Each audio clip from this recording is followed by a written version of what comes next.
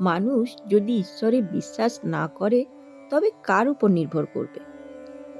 একটি মাত্র প্রশ্ন, কিন্তু তার ভেতরেই লুকিয়ে আছে জীবনকে বোঝার আসল চাবিকাঠি। শ্রী শ্রী মা শুধু আমাদের আধ্যাত্মিকতাই শেখাননি, তিনি আমাদের জীবনের প্রতিটি ধাপে কাকে বিশ্বাস করা যায় আর কিভাবে মনের শান্তি রাখা যায় তা বলেছিলেন।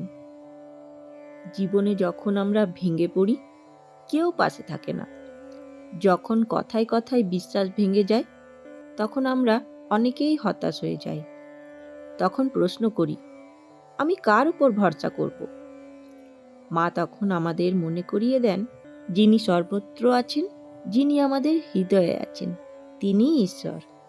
এই ঈশ্বরই হলেন চুপ করে দাঁড়িয়ে থাকা আশ্রয়, যার কাছে চোখের জল লুকোতে হয় না, যার সামনে নিজের দুর্বলতাও শক্তি হয়ে দাঁড়ায়।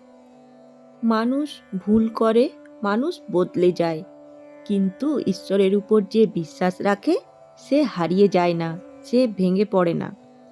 আজকের পৃথিবীতে আমরা গুগলে সব খুঁজি, কিন্তু শান্তি খুঁজি কোথায়? মা বলেন, শান্তি বাইরে নয়, ভেতরে।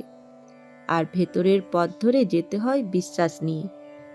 তাই আজ প্রশ্নটা আমাদের সকলের জন্য, যদি তুমি ঈশ্বরে বিশ্বাস না রাখো তবে তুমি সত্যিই একা হয়ে পড়বে। ঈশ্বর মানে শুধু মূর্তি নয়, তিনি হলেন সেই নির্ভরতা যে কখনো মুখ ফিরিয়ে নেন না। শুধু একটিবার বিশ্বাস করো, দেখবে তিনি চুপি চুপি তোমার পাশেই দাঁড়িয়ে আছেন। তাহলে শেষে আপনাদের কাছে একটাই প্রার্থনা, মা শারদার এই বাণী, মানুষ যদি ঈশ্বরে বিশ্বাস না করে তবে কার উপর নির্ভর করবে? এই বাণী যদি আপনাদের হৃদয়ে ঠাঁই পায়, চ্যানেলটি প্লিজ সাবস্ক্রাইব করুন, কারণ এটি শুধু কথা নয়, এ এক শান্ত হৃদয়ের নিবেদন।